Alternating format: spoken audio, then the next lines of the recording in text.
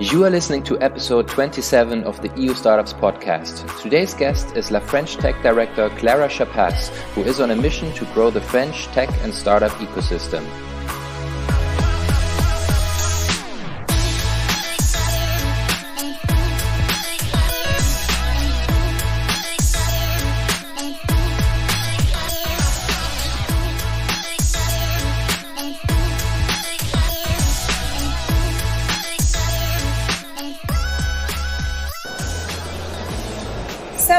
Today we're really excited to be joined by Clara Chappaz, who is the Director of the French Tech Mission, and she is basically responsible to support the growth of the French startup ecosystem, which, as we all know, is a real powerhouse of Europe.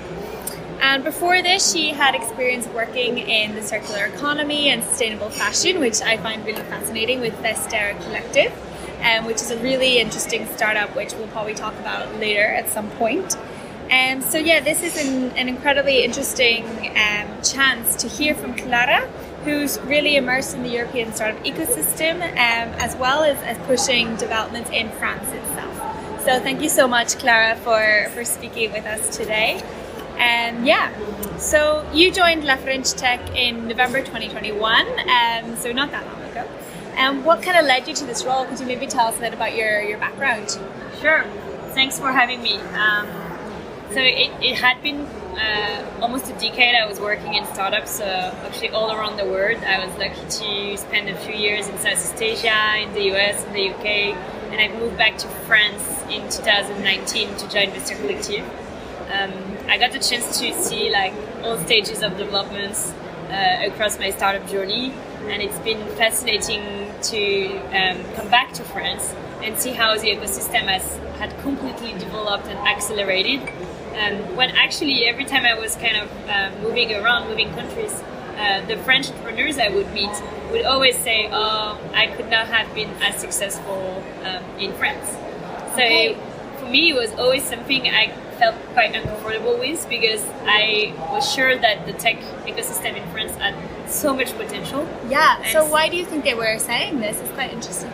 Because I think in the last 5 years, things have changed drastically. And actually, when you talk to founders today who are trying to or thinking of launching their companies, they say, "Oh, maybe a few years ago, especially for example in biotech, I would have thought you have to go to the US, but everything has changed to make the country as friendly as possible towards entrepreneurs, and so they don't feel they have to move anymore," which is a big success. And it's a result of everything that has been launched through French Tech in the last 9 years now, since 2013.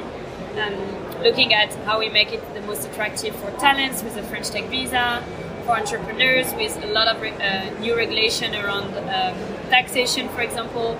We have a flat tax on capital gain, which is very attractive all around Europe. It's one of the top policies. We simplified the access to stock options for talents.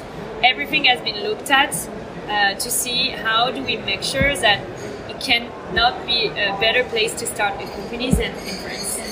And obviously funding was also a big one, with the creation of the BPI, the Public Bank of Innovation, which is fueling almost 3 to 4 billion euros in the startup ecosystem every year, directly or through funded funds. So to come back to your question, when I was thinking about what's my next step after Vestiaire Collective, I really wanted to make something a bit different and to use my expertise and my experience in all the different countries I've been working in all the different startups I've been working with, to fuel the growth of the entire ecosystem and not just one company. And that's what this job is all about. How can we create the condition of success for the entrepreneurs?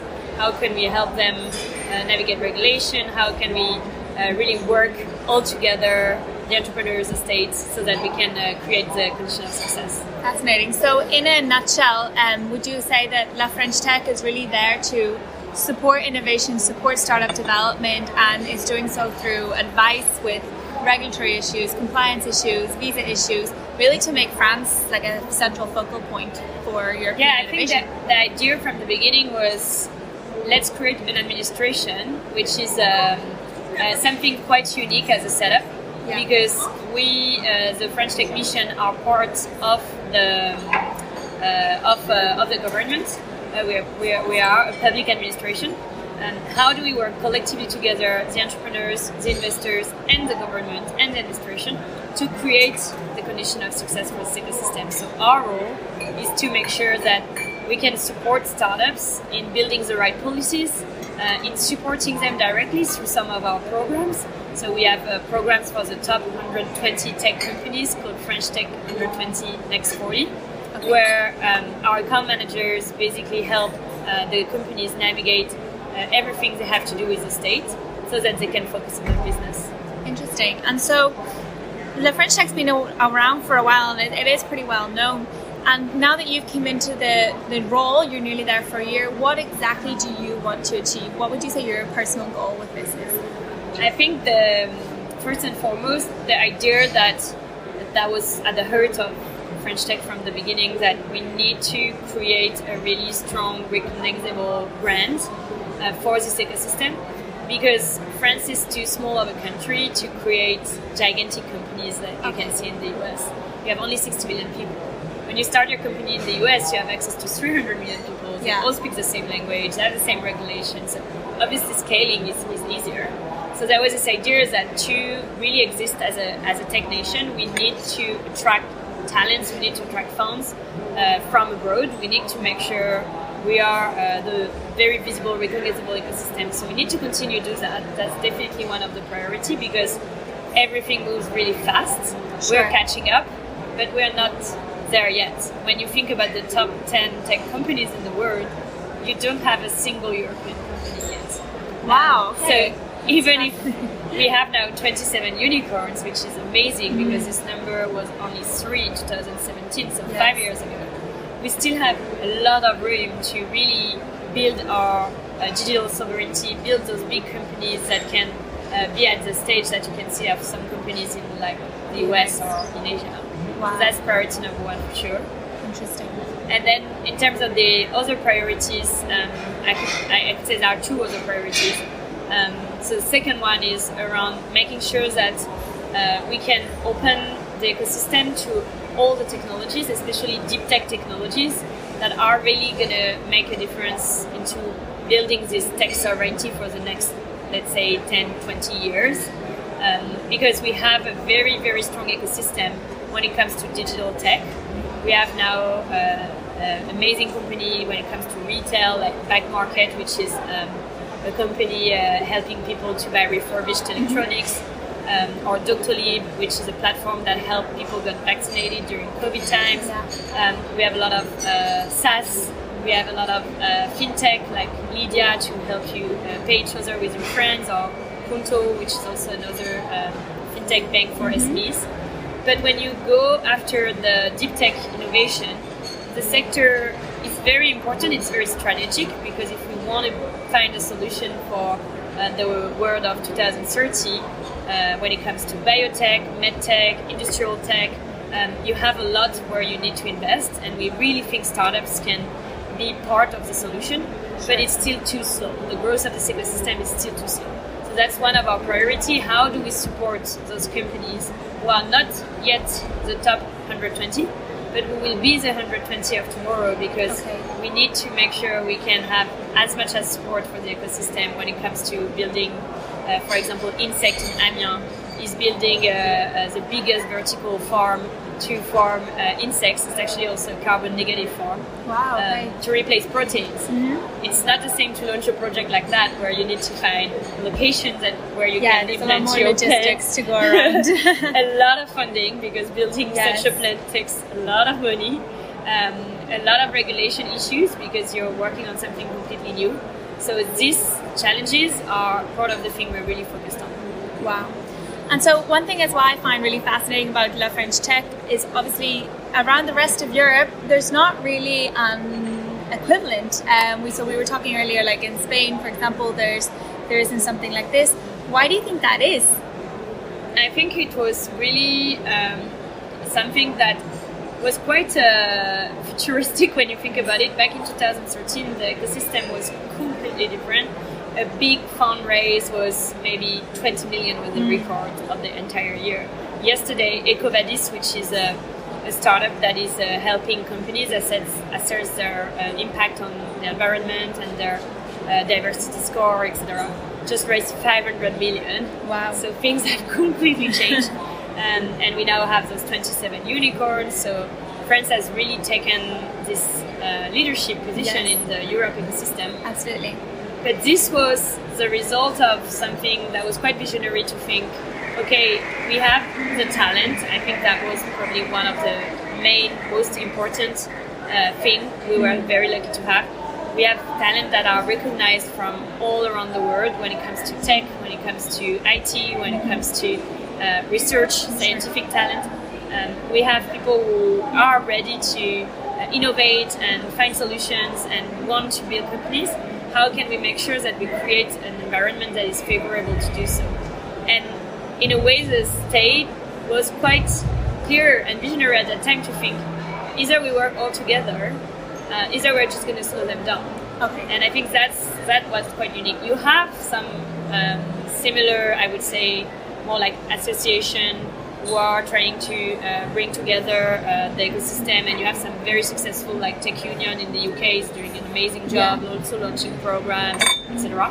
But we are I think to my knowledge, the only country where this organization is actually an administration, a public administration. Absolutely, I think so too. And it's really fascinating, and the benefits are being shown, as you said. France is really a leader now in European innovation. And so obviously at the moment in Europe there is a sense of uncertainty. The living costs are rising, prices of gas, oil is all rising, and there's a little bit of anxiety, I guess, in the wider startup community about how this is going to impact innovation and progression and funding. How do you see the La French Tech kind of continuing to support startup growth? So, I mean, first of all, we are still quite in a good position in France when it comes to fundraising.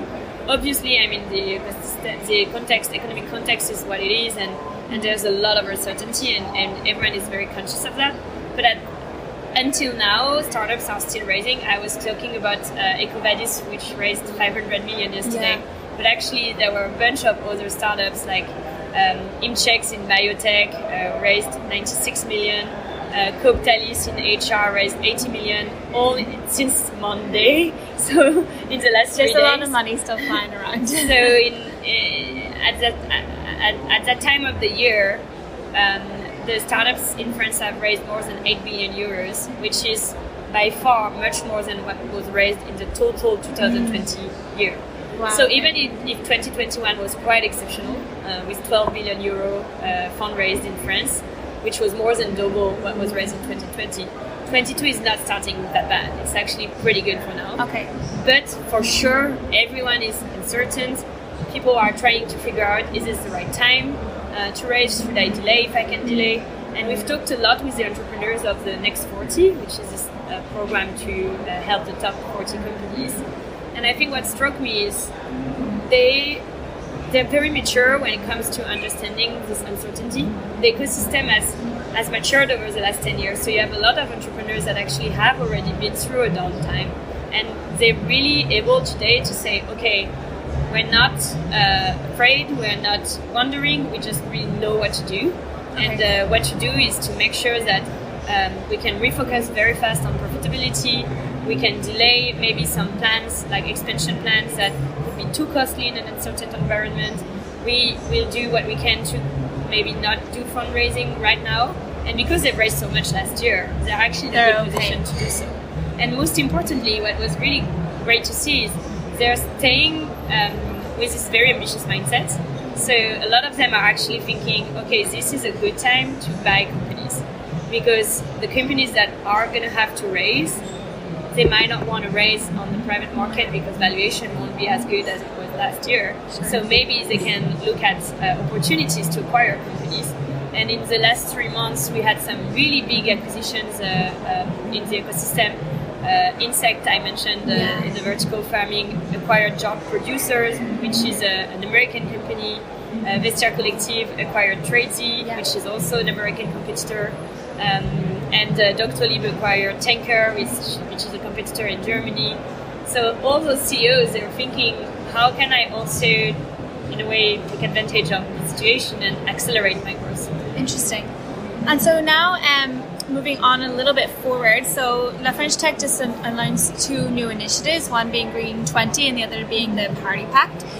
So first of all, if we could just talk about Green 20 for a second. So obviously I know you have a background with circular economy, sustainable fashion, so I imagine this is something you're pretty passionate about. So could you maybe just tell us a little bit more about Green 20? So when I was saying the second challenge of the French tech ecosystem is to really unlock everything so that the deep tech ecosystem can be as much of a success as the digital tech ecosystem. Our main priority in doing so is to really support this green tech ecosystem. And the green tech is playing in both fields in France. It's both creating solutions to help people change the way they consume. We talked about back market, we could talk about BlaBlaCar, which is helping people share a car when they travel, which has such a big impact on the environment. It's close to 1% of the country total CO2 emission. Wow, that can be not emitted thanks to this solution. Just by sharing cars. Just by sharing cars, which is just quite basic, right? When you think about it. But they also can find solutions on the technology. Like, how do we find the technologies that are going to help us with clean mobility, help us with the decarbonation of the industry, help us with the transition of the energy, basically all those things that need to happen really fast if we want to make sure we all continue to live on the green planet. And so Green 20 was that. It was launched a year ago with the idea to support the top 20 companies when it comes to really finding those concrete solutions. The first promotion was very successful. 4 companies IPO'd in the last year. The last one being Life, which is producing hydrogen in Nantes, and which is already part of the Euronext top leaders, tech leaders segment. So it's already recognized as a leader in its field.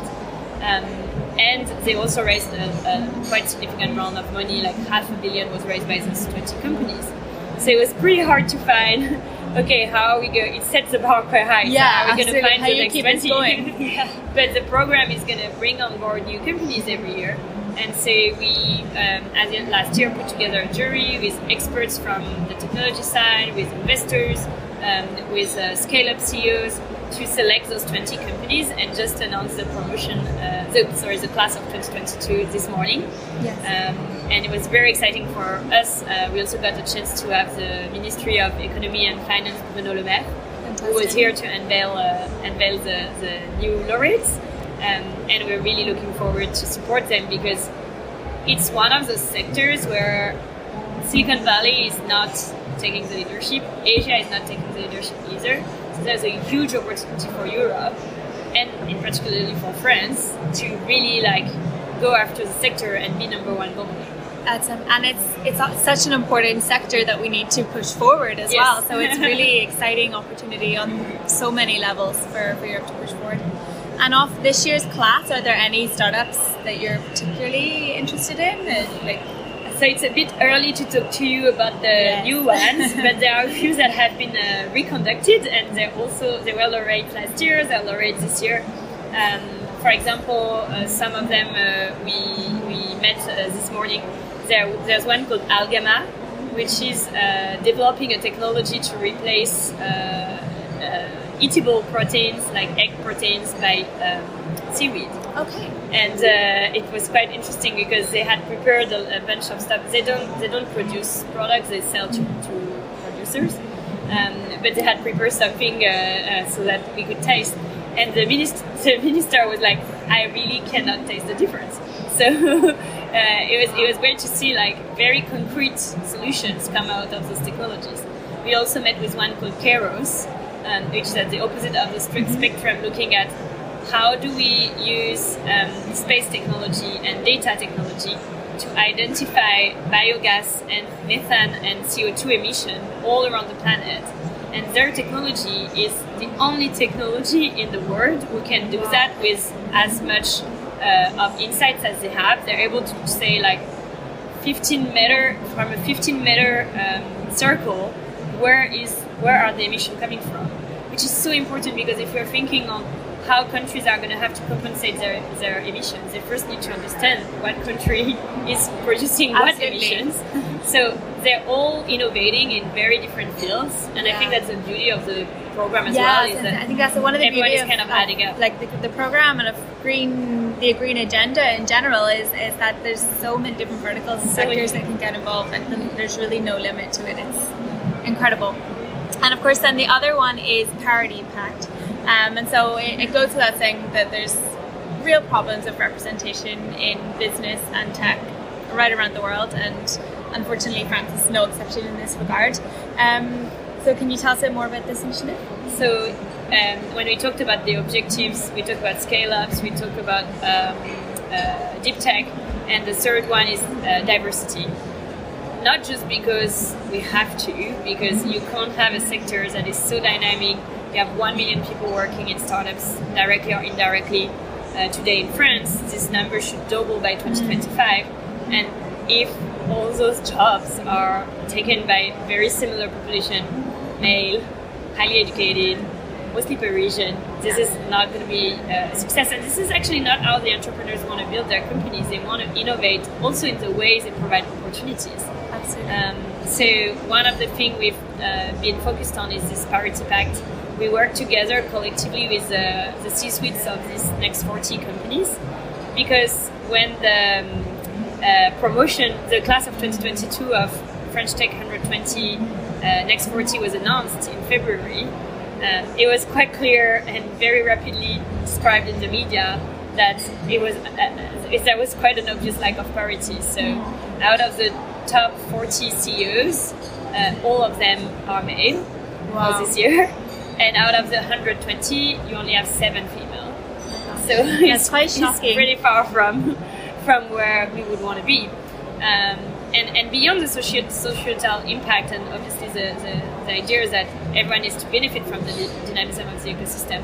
It's not just altruism, it's also a question of performance, because all those CEOs, when you talk to them, their number one priority is finding talent.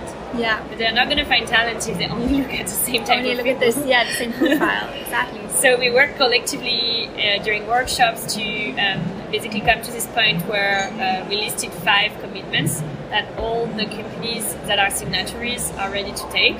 We have 71 signatories out of the French Tech 120 today. And actually, we launched the pact with 69 companies, and now it's 140 companies who already signed, because the idea was to say, we're the top 40, we have to lead by example. Yeah. How do we make sure that we can then embark the entire ecosystem? And this is happening, so it's amazing. And the commitments go from having quotas on boards, like the big companies in France, to having training against unconscious bias, having processes in place for when women come back from maternity leave. Basically trying to think of all the steps that can really have a concrete impact on making sure you attract more female, recruit more female, grow more female. Amazing. So that hopefully the ecosystem would change faster.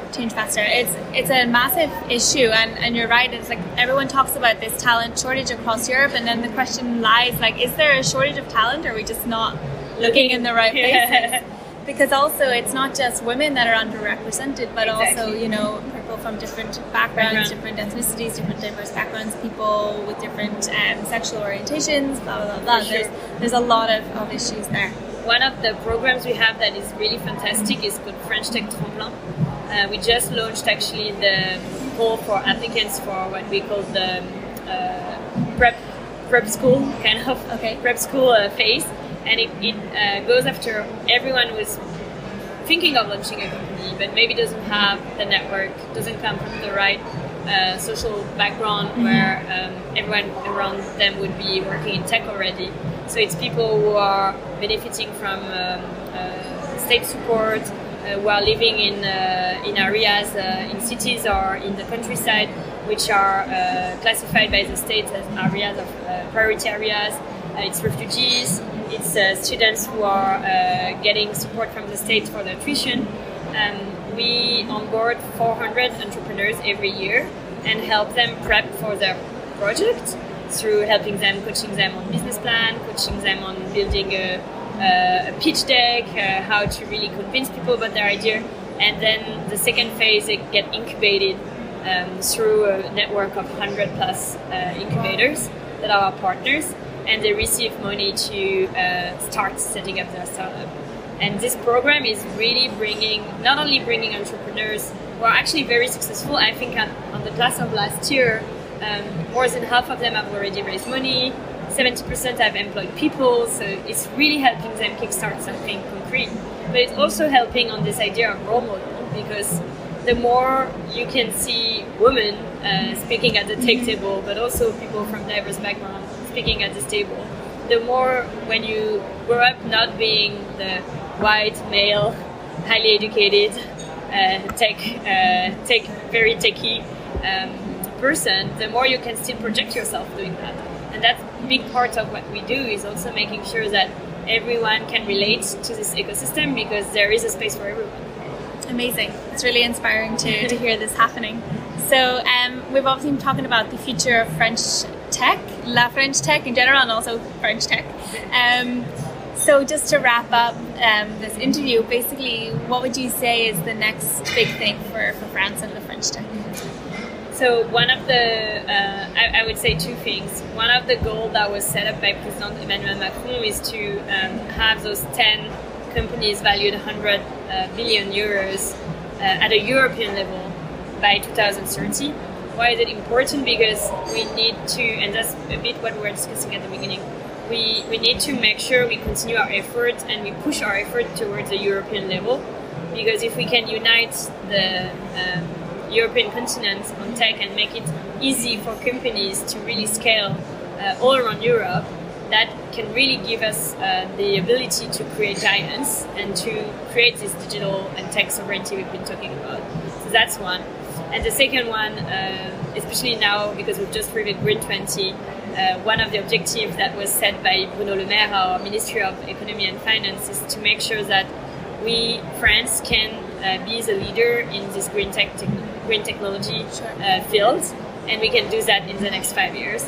And I really believe we have the power to do it. And not only we have the power, we also have the responsibility. Yeah, absolutely. Because if those entrepreneurs don't help find solutions urgently, we're all going to be quite in trouble very, very, very soon. Absolutely. With great power comes great responsibility, no? Exactly. It's fascinating. Yeah. Well, thank you very much. Thank you.